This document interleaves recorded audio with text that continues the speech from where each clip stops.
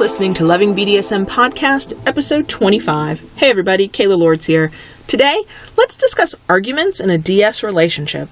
Welcome to the Loving BDSM Podcast. If this is your first time listening, glad to have you. If you're back for another week, welcome back. Loving BDSM is produced every Friday for your kinky pleasure and education, and show notes are found at kaylalords.com. Come back often and feel free to add the podcast to your favorite RSS feed or iTunes. If you love what you hear, we'd love a good review on iTunes to help other kinksters find us. You can follow me on Twitter at kaylalords or stalk John Brownstone at southernsirsplace.com. All links are in the show notes. Quick announcement, I have set up a page on Patreon to allow anyone who can and wants to, and only if you want to help support this podcast and my kinky writings over at kaylalords.com. You can pay as little as $1 a month, and you can stop it at any time, but you'll help keep this thing that John Brownstone and I are doing here going, and ultimately, I want to keep all access to all of my content available for free and even become ad-free here on the podcast and at kaylalords.com. Your support can help me do that. And the more support I get as I grow everything, I can write more, I can produce more shows, I can produce better shows, better equipment, new features on my website, all kinds of stuff. And I just need some help getting there. So if you are interested, or if you think you might have enough, that you can do that and you want to and you love me enough for it, then go check me out on Patreon. The link is in the show notes, or you can go to patreon.com/KaylaLords. I don't think you'll be able to find me if you search for me on Patreon, because I'm NSFW, but you need to go directly to my page. I did even add an actual video of me shot from my iPhone, begging for your help. So if you don't have any money to give, or that's just not your thing to do, which is totally cool, if nothing else, just go check me out on video and get proof that I'm a real live person. I really do exist. I'm not just this voice that you hear every week. So yeah, patreon.com/KaylaLords. Okay, now onto the show. Let's get to the good stuff. The other day, John Brownstone and I got into a heated discussion that bordered on an argument. Doesn't happen often, but it does happen. And he shut me down with just like a word or two. And I admit my baby girl feelings are a little hurt. And don't worry, we talked it out later. I was fine. But I also realized that heated discussions and arguments, they're not anything that happens very often, but they're also not talked about very much. When I read different advice pieces or, critical pieces of BDSM, especially DS, a lot of people don't seem to talk about DS in terms of long-term relationships very often anyway, but they don't talk about disagreements and arguments, and they happen in any relationship, sexual, love, or not, where people are involved, okay? So I wanted to spend today talking about that, and the first thing I want to tell you, in case you were wondering if something was wrong, or if you just haven't experienced it yet, arguments and disagreements in a DS relationship are completely, perfectly, absolutely normal, okay? Now, I know in some relationships, they're rare, and in my own, they're rare, but they can definitely happen. And I do know that there are some master-slave, mistress-slave kind of relationships where they say that they don't argue, and from what's been explained to me, it's usually because everything is so micromanaged, there's not really room for arguing. If you have to ask permission for everything, and you're waiting on permission for everything, I guess you don't really argue if the answer is no. But in what I would call, plain Jane DS relationships, where like mine, where I encourage submissives to have opinions and share opinions, and you've got a little bit more freedom, guess what? You're probably going to have an argument eventually. It's just going to happen. So let's put it on the record and say this for anybody who is new to DS, or anybody who's gotten into those random arguments and thought there was something wrong with you. Here's the deal. Yes, you can get into an argument or a disagreement with each other even if you're DS. And no, it doesn't automatically mean that your relationship is doomed or that you're failing at DS, okay? A lot has to go into failure or doomed relationships. The occasional random argument is not it, okay? So here's what you have to kind of think about and remember when it comes to this. Submissives aren't robots, okay? We have thoughts and emotions and opinions. And sometimes they aren't going to line up perfectly with our dominant's thoughts, emotions, and opinions. So for the submissives out there listening, guess what? You are not a freak if you get into a fight with your dom. And for the dominants, yes, it's normal. And it doesn't necessarily mean you've lost control of your submissive, or your submissive isn't a, quote, real submissive, okay? It takes so much more than the occasional argument to spell trouble for any relationship. And that is a different conversation for another day. And, topic idea. So we'll talk about that at a later day. Today, I'm just talking about everyday normal old arguments and disagreements, okay? You know, the where do you want to go, what do you want to do, and nobody can agree, those kinds of things. What I do think is unique, or can be unique to a DS relationship, is how those arguments are handled, okay? Now, I would imagine, and I don't really know because I don't do this, but if you are DS in bedroom only, and the moment you walk out of the bedroom and you walk out of the sexual situation, you're back to, no power exchange, some of this is probably not going to ring true, but I could be wrong, so maybe it does. So my perspective from 24/7, 365 DS relationships is that a 24/7 relationship lends itself to certain truths about arguments, okay? It might not be true in every single solitary case. As we all know, there's always a caveat. But for the most part, I think these are some standards, okay, in arguing when you're DS. So first, one, arguments can and will occur even if they don't sound like what you're used to. And let me give you an example. When I was married way back in the day, when I was trying to take care of a man who was not really worthy of all that, and I was trying to be submissive without knowing what that is, but I didn't trust him enough to give him any control, so I was in control of everything while I was trying to take care of him. Can you see how this would be a bad thing? Our fights were epic. I don't know how the cops didn't get called, because we would both stand in each other's face and scream. The only person in my life that I have ever screamed at, not yelled, screamed at in anger is my ex-husband, okay? That is not what my arguments sound like with Daddy. My blood pressure goes up, and we both become very firm, and I, sometimes in my baby girl way, can become a little whiny. I will admit that, but it's an argument if you are both disagreeing and one or both of you are unhappy about the way the conversation's going. Even if you're fairly quiet, even if you're fairly measured in your tone and your words, it might not sound like what you're used to, but disagreements happen and they're normal and it's okay. So number two, the second sort of standard, if we can call it that, truth, whatever, is that when a dominant says stop, or this is over, or I'm not having this discussion anymore, or this is my final decision and that's it, I believe that how your submissive reacts comes down to their trust in you and possibly their level of obedience. Now, from my perspective, obedience level is linked to trust. I cannot be completely obedient to somebody I do not completely trust. In my conversations with other submissives who are looking for serious long-term relationships and not play partners, the same is fairly true. If they trust you completely, if they have learned to trust you completely, instantly being obedient is, I won't say easier, because it is not easy to be told no and to just stop talking, but it is something they're willing to do. They might struggle with it, but they are willing to do it. Are there circumstances where that might be a little different? Yes, but when we're talking long-term, loving relationships, the more trust you have in one another, the easier it is, even when it's not easy at all, for a submissive to be completely obedient, even when they don't like what they're hearing, really comes down to trust.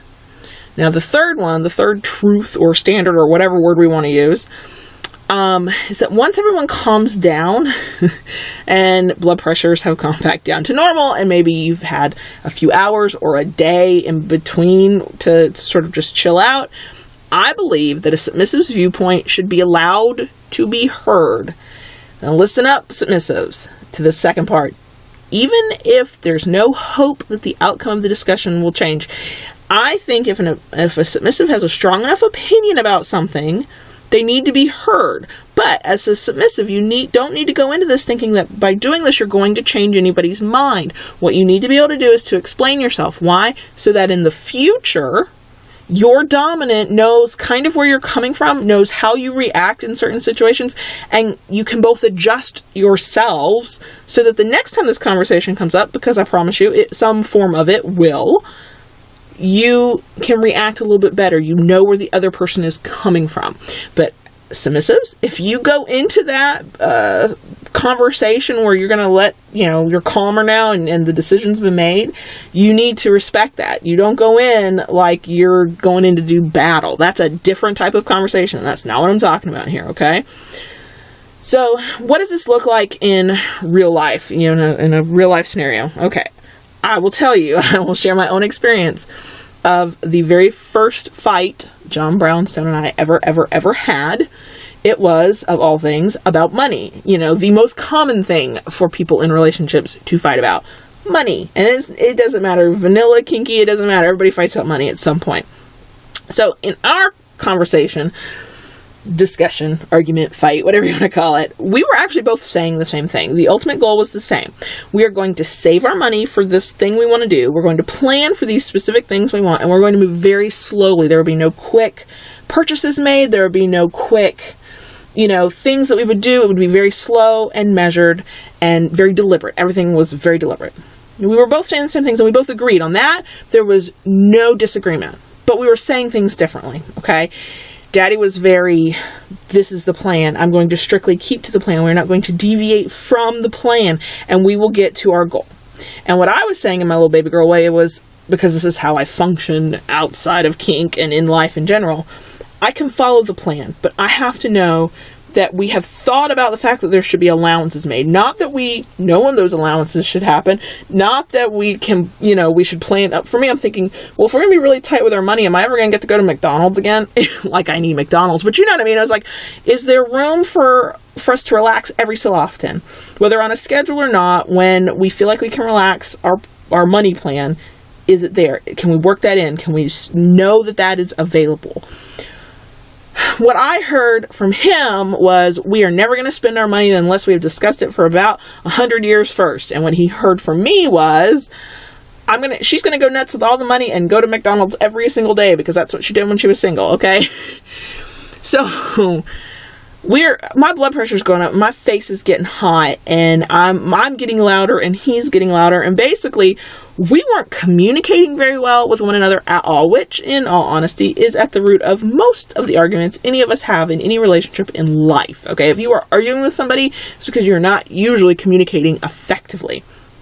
So by the end of that conversation, I was crying and on the verge of yelling, and he completely lost patience. So he goes into full dom mode, very light on the daddy part of that, all dom.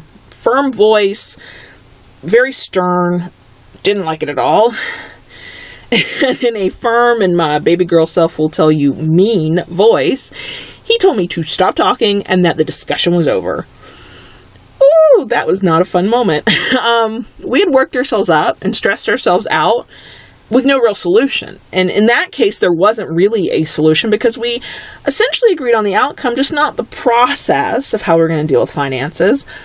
And had we both stopped and calmed down and listened to one another, I would have noticed the deep crease in his forehead that told me he was stressing out, and could have maybe used my words better and listened to what his fears were. And had he listened to me better, he would have heard me say, yes, I'm with you. I'm totally with you. What about exceptions to the rule? Can we talk about exceptions to the rule? So that's what that argument was about. But really, y'all, it could be about anything. Where to eat, what to buy, whose family are we going to see at Christmas? Whatever a couple or a relationship can argue about, it could have been about any of that, okay? Now, because of the nature of our relationship, and because I'm willing to submit to him in all facets of our personal life, when he said stop talking and to give him a moment to himself, if I had done anything different, I wouldn't have been honoring my agreement and obedience as his submissive, okay? That was our negotiation from before we moved in together. 24/7, he was in charge.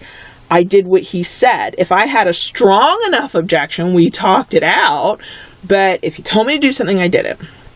I'm not going to lie to y'all. It was not easy, okay? And it still isn't when it happens. We've been living together almost 2 years as of the time I'm recording this podcast, and it still isn't easy, okay? I am the type of person that once you get me to express my opinion, and it's actually very difficult in conversation to get me to express my opinion, once I do, I will continue hammering away at my point until I wear the other person down, which is part of the reason why I don't express my opinion very often. So in more vanilla encounters, I'm not talking to my daddy, I'm talking to some random person. They're either going to walk away to get away from what I'm saying, or they're just going to agree with me to make me shut up. And it's kind of an obnoxious thing, and I know that about myself, so I don't do it very often. But in DS, it doesn't work that way. And I had to know this and agree to this and say, yes, I can accept this even when I don't like it. The dominant is the decider. If the conversation is over, it's over. Now, my trust in him is what allows me to stay obedient. I have consented to his control, and sometimes that control comes in the form of no and stop, and I don't like what you're doing. And quite frankly, that is the ultimate test of DS. It is easy to submit when you're getting what you want ultimately. Even if it hurts, or even if it's not the way you thought it would, but ultimately you're getting that orgasm, you're getting the sex, you're getting the whatever. But it is really hard to submit when you're not getting what you want and you're being told no, especially if you have been an independent person and taking care of yourself for any amount of time. It's just so hard. So the reality is knowing that this kind of control isn't for everyone, and that's okay too. Okay, you are no less submissive or no less dominant if you don't want to do 24/7 and you don't want to have ultimate control or give up ultimate control. When most of us, I say, think of DS, especially 24/7, even 24/7, including 24/7. Most people think of all the kinky sex and the titles and maybe even colors, and it's supposed to be about kneeling and desire and physical release. And guess what? It is all of that, or it can be at some time or another in the relationship. But there are also differing opinions and disagreements, and even up to a certain point, raised voices. That part is just the nature of people interacting with one another. It's not a vanilla thing or a kinky thing. It is people. And we aren't always going to agree. Now, I have enough faith in him to know that the decisions he makes are done with the best intentions, and that he's not going to do anything to purposely harm me. So not getting my way in an argument isn't going to be the end of the world. And in the long run, it's probably going to work out for the best. And that comes from time together. That comes from seeing him in action. That comes from knowing one another and communicating, not just when it's bad, but when it's really, really good. Okay? I know that he is humble and honest enough to admit when his way didn't work and to be willing to try something different. And sometimes that something different is what I originally suggested, and he'll do it if his way didn't work, even if he doesn't completely agree with me from our original conversation. Knowing he can and will do this makes it easier to submit when he abruptly ends an argument or makes a decision I don't agree with. Now, we love to laugh in our relationship. I think good, healthy relationships have a solid base of laughter and humor, because life is weird and life is funny, and even when things are bad, we got to find something to laugh about. So we joke. He has found when we're in an argument, he may still get his way, okay? It's very rare that when we have a discussion, we don't end up agreeing with one another. And there are times when I say, this is what I think we should do. And he goes, nope, that's not what we're doing. We're doing it my way. Or he'll just say, I don't think that's right. And it's not a decision that needs to be made. It's just an opinion we're discussing. It's just, here's the situation. What do you think of that? Okay? He doesn't always agree with me, and that's okay. What I love, and we joke about, is when he finds out that I was right. Now, I'm not so arrogant as to say, I'm always right. But I like to be right. Who doesn't like to be right? So sometimes he doesn't have to, but he does. He'll call me, or he'll text me, or he'll email me, or he'll do something during the day while he's at work and I'm at home. And he'll say something like, I have to say your favorite words. And I'm like, what? Say them. You were right, baby girl. On the flip side of that, he might always get the last say, but that doesn't mean I always agree, right? So there are times when he had the last say and I didn't agree with him, whatever it was about, and he was proven right. So guess what? I come back to him and I go, you were right. I am not as generous with my you were right as he is with his you were right, because that's the baby girl in me. But ultimately, joking aside, silliness aside, sometimes when you disagree with one another, as a submissive, even when you submit, you're not happy about it, and you've got some mixed emotions, and you've got some stuff you got to deal with, especially when you're dealing with the, what is often very rare, case of being told no, being told don't say that, being told stop, cease, desist. And what you remember is a previous life where you were very independent, you made all your own decisions, and nobody told you what to do. And it's a very good feeling when it doesn't conflict with something you believe or something you think, right? So later, I'm going to need to talk about it, okay? When we're both calm and have a bit of perspective on the situation, I'm going to have to let him know if my feelings were hurt. And I don't go into this expecting apologies. Yeah, I'd like an apology. I'm a baby girl. I want him to say, I'm so sorry I hurt your feelings, baby girl. But I'm also like a realist, and I know that might not happen, okay? What I need to do, and this is me personally, and I can't imagine that I'm unique in this. I think other people are like this too.